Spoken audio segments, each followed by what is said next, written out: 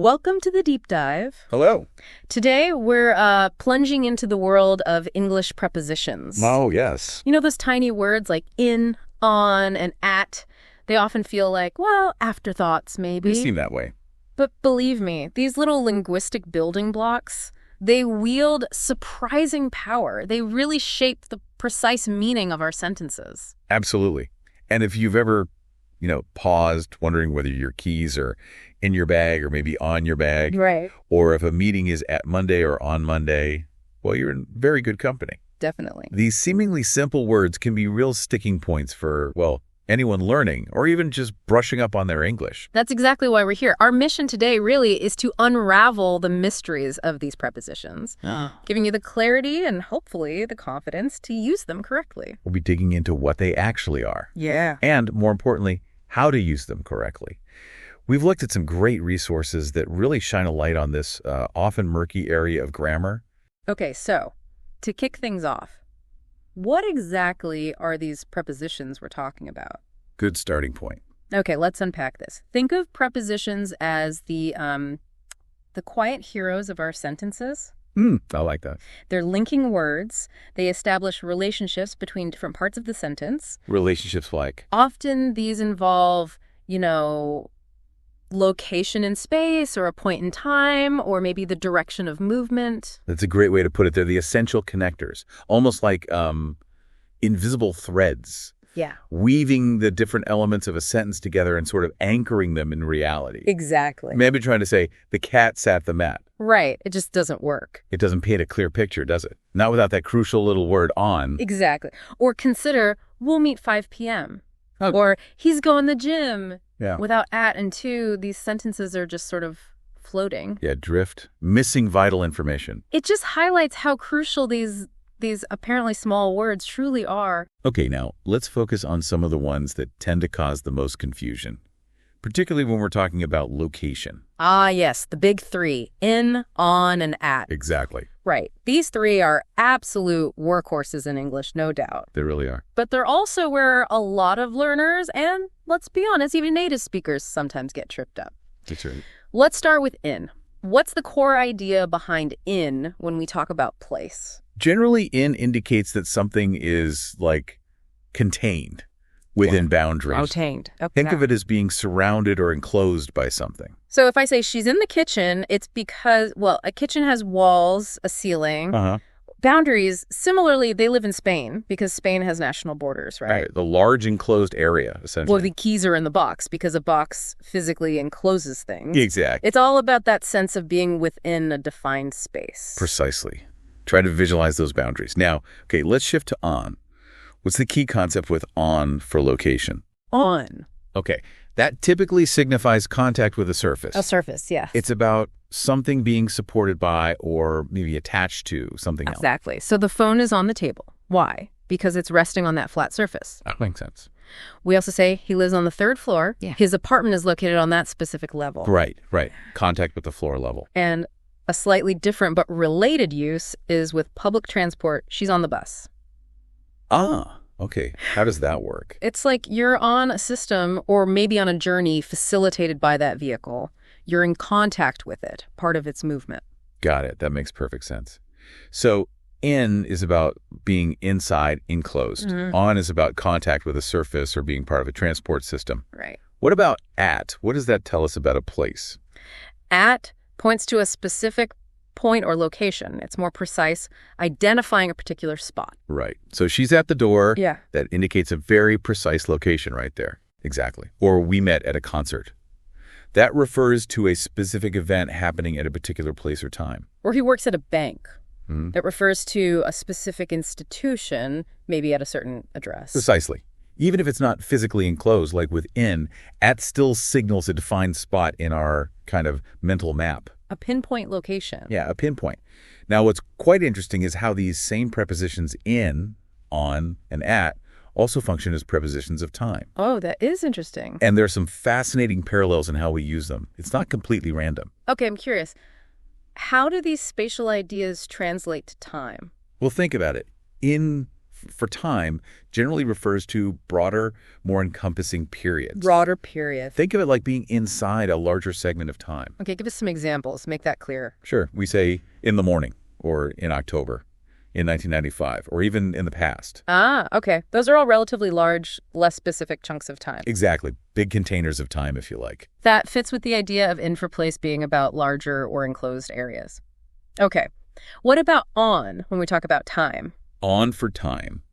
That's used for more specific dates or days. More specific. It's like pinpointing a particular point on the calendar or on the timeline of the week. Examples like on Friday. Yep, or on May 9th, or on my birthday. Right. Those are all specific markers within a larger time frame, like a point on a line. Precisely. And finally, at for time. This is reserved for very precise moments. And most specific. Exactly. Very specific clock times or points in the day. Such as at 3 p.m. or at night. At the weekend, though I know Americans might say on the weekend. That's true. A little regional variation there. Yeah. But also at noon, at midnight. Very specific points. Very specific. So a handy little tip maybe to keep in mind. In broader time frames, larger containers, on specific dates or days, points on a timeline. Got it. And at pinpoint, exact times, the sharpest focus. That's a really useful way to summarize it. In, on, at, big to small. Sort of, yeah. For both place and time, in a general sense. Okay. Now, we also rely on prepositions to describe movement, right? Going from one place to another. Yes, absolutely. These are our prepositions of direction. Direction. And they paint a picture of how something or someone is moving, in relation to a place. So what are some of the key players in this category? Well, we have to, which usually indicates the destination, like she's going to the office. Okay, simple enough. Then there's into, which shows movement from an exterior to an interior. Ah, like crossing a boundary. Exactly. He walked into the room. He wasn't in. Now he is. Makes sense. What else? On to. This describes movement to a surface. So the cat jumped onto the sofa. Movement resulting in being on. Precisely. And the opposite, kind of, is out of, indicating movement from an interior to an exterior. Like leaving. Yes. He ran out of the house. It's interesting how onto specifically implies that movement towards a surface. It's different from just on. You'd say the book is on the shelf, if it's already there, stationary. Right. Static position. But he put the book onto the shelf. That implies the action of placing it there. Yes. That little preposition carries a lot of information about the action itself, the movement. Oh, yeah. Okay. Now, even with these explanations, it's perfectly normal for learners to stumble over prepositions. Oh, completely normal. Happens all the time. Let's take a look at some of the common pitfalls, maybe, and how we can fix them. That's a great idea. It helps to see the common errors. What are some typical preposition mix-ups you encounter? Well, one I hear sometimes is using at when in is probably better for vehicles. Yes. Like someone might say, I waited at the car. Right.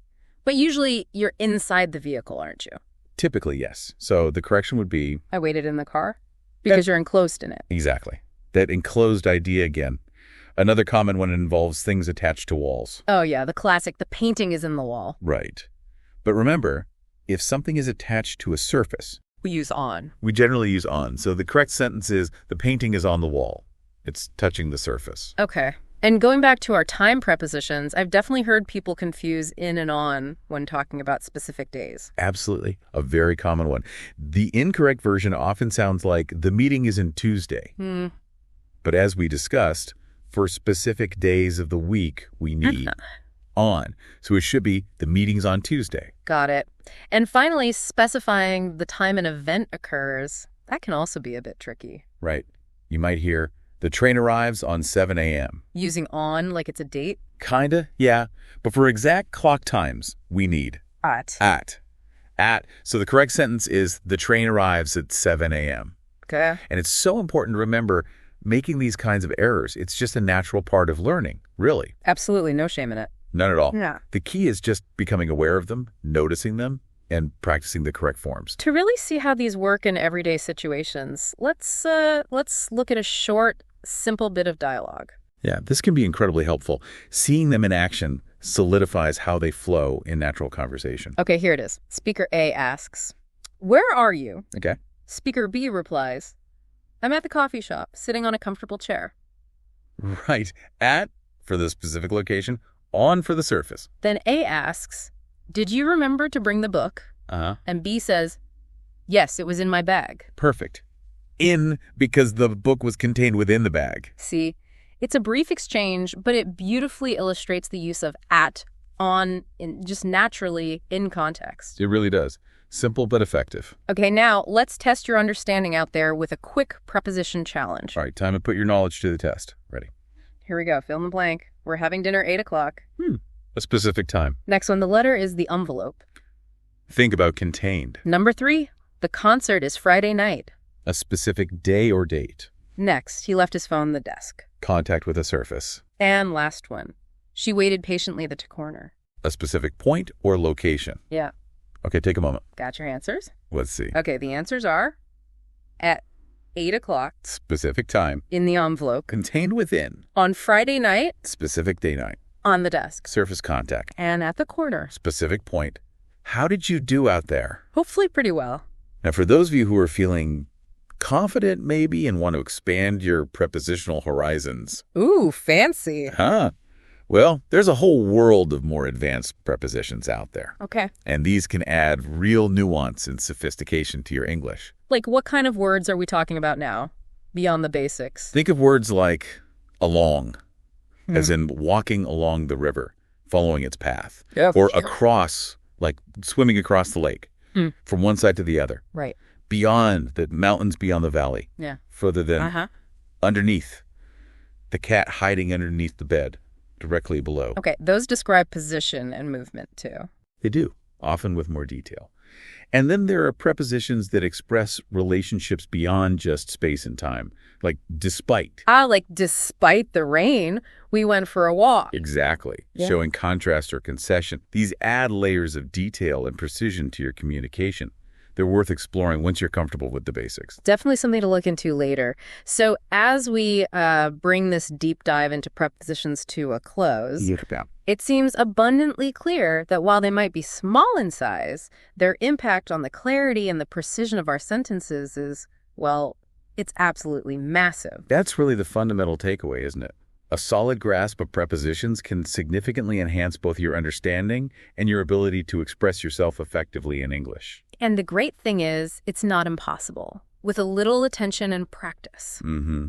Practice is key. These will become an increasingly natural and, intuitive part of your everyday communication. Absolutely. Pay attention to how they're used in the English you encounter reading, listening. Yeah, notice them. And don't hesitate to use them in your own speaking and writing. Experiment a little. Definitely. And here's a final thought, maybe, something to ponder. Okay. Consider how just changing a single preposition can subtly alter the image or the meaning of even the most common situations. That's a good point. At the table versus on the table. Exactly. What new shades of meaning, what new nuances can you now detect in the sentences you encounter? It's fascinating, really, how these tiny words shape the way we perceive and describe the world around us. It really is. Something to keep listening out for.